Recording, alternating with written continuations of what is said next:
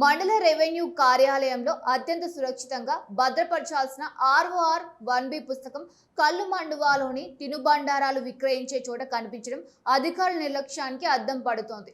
1984 నుండి 85 సంవత్సరానికి సంబంధించి జగిత్యాల జిల్లా మల్యాల మండల కేంద్రానికి చెందిన భూముల వివరాలతో కూడిన పుస్తకం మంగళవారం స్థానిక కల్లు మండువాలోని ఓ దుకాణంలో ప్యాకింగ్ కు వినియోగిస్తుండటాన్ని గుర్తించారు.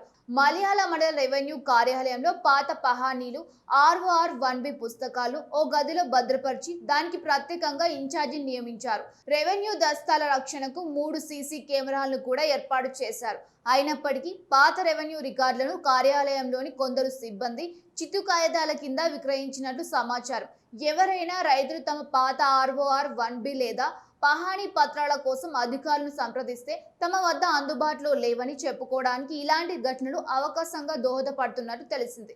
ఇటీవల కాలంలో రెవెన్యూ కార్యాలయంలో అవినీతి పెచ్చు మీరడంతో పాటు పహానీ పుస్తకాలు కూడా మాయం చేయడంపై సర్వత్రా విమర్శలు వినిపిస్తూ ఉన్నాయి. ఈ ఘటనపై ఉన్నతాధికారులు వెంటనే స్పందించి విచారణకు ఆదేశాలు ఇవ్వడంతో పాటు బాధ్యులపై కఠిన చర్యలు తీసుకోవాలని ప్రజలు కోరుతూ ఉన్నారు. ప్రస్తుతం ఈ వ్యవహారం మల్యాల మండలంలో హాట్ టాపిక్ గా మారింది.